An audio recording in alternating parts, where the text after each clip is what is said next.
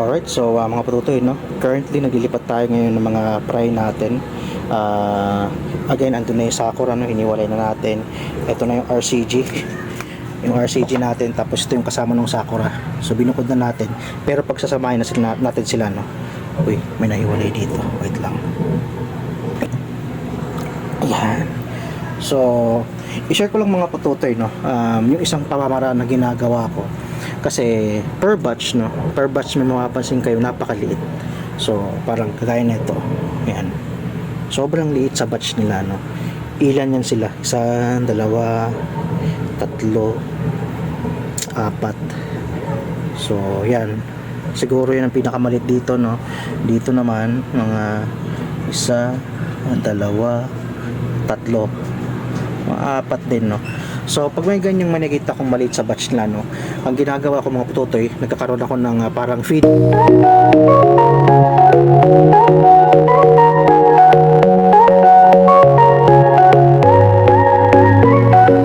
Hey yo, what's up everyone? This is your Uncle Forge na naman pala, no? So, for today's video, i-check ko lang yung ating ginagawa ngayon today, no? Ngayong hapon, alas 4 na. Bali, ang ginagawa natin is nag-transfer ulit tayo ng mga fry natin, no? So, bali dito sa grow out na to, pinagsama ko kasi yung itong mga Sakura, tapos itong mga Hawk tsaka multi-strain, no? Para ma-maximize natin yung mga lagayan. Kapag unti lang yung lagayan nyo, pwede nyo i-maximize, pwede nyo pagsama-samahin. But for now, ihiwalay ko na yung Sakura, ililipat ko na sila dito. Yan, sa malaki-laki. Tapos mag-i-stay na sila dyan ng medyo matagal-tagal, no? Hanggang mag-junior to, mga mag-junior siguro. Then ito, mga Hawk, may Hawk dyan, and then multi, isasama natin yung mga RCG, pagsasama natin sila para sa isang lagayan. So, bali dito sila magsama-sama. Then yung gitna, second batch ng Sakura natin, no? Yeah, second batch ng Sakura, dyan lang sila. Tapos doon, mababakantihan yon. Possible, ang ililipat ko doon is yung galing dito sa pink na yan. So, third batch to, pero hindi na yung mga Sakura, iba na yan. Halo-halo na yan, multi neon. Okay, so ganun lang mga patotoy, no? Para tayo maglipat-lipat.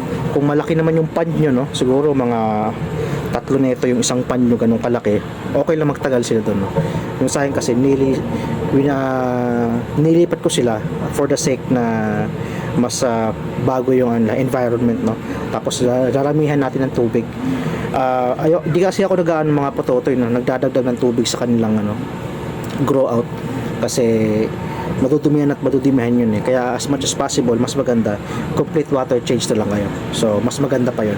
Yun naman ay for me, no? Yun ang ginagawa ko, 100% water change. Pero ginagawa ko lang yung sa mga fry, mga after a month. So ito, malalaki na to,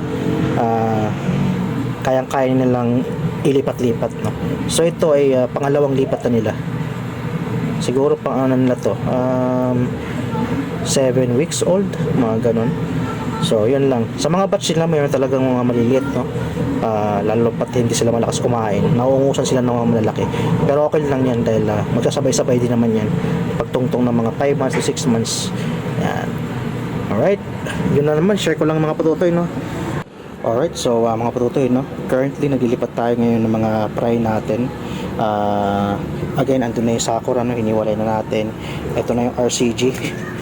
Yung RCG natin, tapos ito yung kasama ng Sakura. So binukod na natin, pero pagsasamahin natin sila, no? Uy, may nahiwalay dito. Wait lang. May Sakura dito.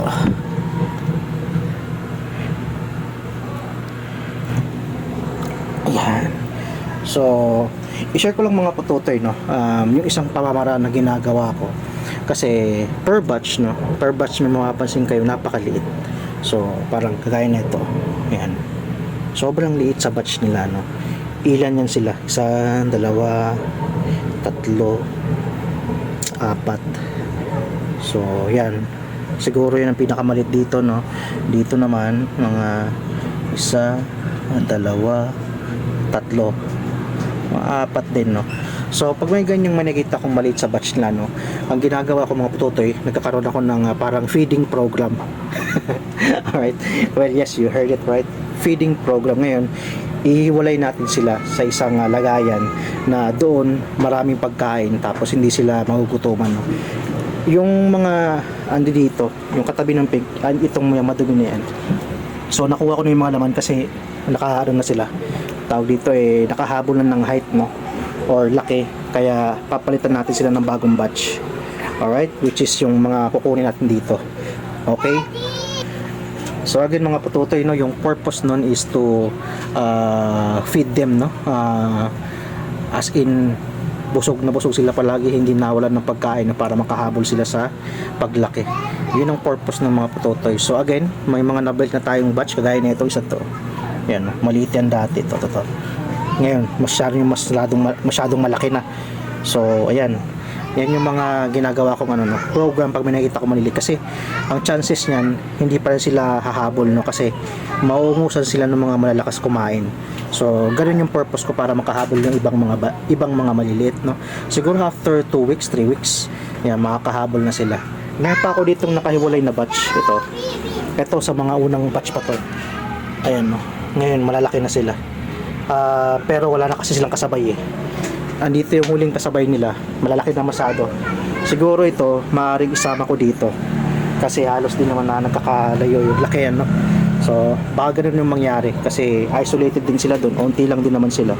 So baka isama ko na sila dito. Alright, so ganun lang mga patutoy, no? Nasa inyo kung gagawin nyo din yung mga ganong klaseng program, no? Basta kung nakita kayong maliit sa batch, pakainin ko, ihiwalay. Yun ang ginagawa ko mga patutoy, hinihiwalay ko talaga para makahabol sila. Alright, so while ginabi na tayo, no, ng paglilipat ng mga fry natin. So ayun na nga update, napagsama na natin yung mga RCG, mga multi. So ayan na sila, no, batch na nila yan. Yung mga Sakura as usual, ayun, nag-ano pa sila, nag-a-adjust. Okay, so bakante na yung nasa dulo. Itong gitna yung second batch ng mga Sakura. Ayan, ang dami, grabe. So siguro after man pa sila malilinis, no. Yun. So bali yung mga nakuha natin dito, no, yung sinasabi kong program na ginagawa natin kapag merong late na lumaki, no, ang feeding program, which is talagang tawag dito bobombahan natin ng mga pagkain, no. So dito na sila. Yan, nailipat ko na. Ayan, no. Yan. So mga ilang piraso to, I would say nasa, di ko na bilang pero 10 plus, ganun. So yan sila dyan, kabatch yan. Ayun, ang dami, yan. Yan, BBS. So pinapakain ko dyan BBS and Tubipex, no. Yan, busog pa sila, ang dami rin dito sa gilid, So ito yung ginagawa kong program, no, pag merong nalilig sa paglaki. So again, kabatch yan neto.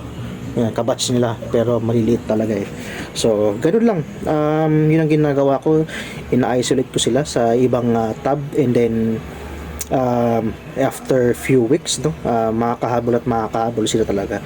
Basta't bubombahan nyo lang sila ng pakain. Live foods pa rin, no? Live foods talaga pinapakain ko dito mga pututoy. And ayun, kung gagawin nyo yung ganitong method, well, okay lang din naman, no? Kung hindi, so nasa inyo naman yan mga pututoy, no. Pero for now, ito yung ginagawa natin since the beginning ng pag-aalaga ng beta, no, kasi ayaw natin ng merong sa batch na maliit na nakawawa, no, kasi ang tendency nila, wala, naungusan sila sa pagkain, and then later on, ayun, nalulusaw, no, namamatay. So ito yung ginagawa natin para makahabol sila at di natin sila pababayaan, no. So ayun lang, sinishare ko lang to sa inyo mga pututoy para magkaroon kayo ng idea, no. So yan, yung mga BBS na yan, dyan lang sila.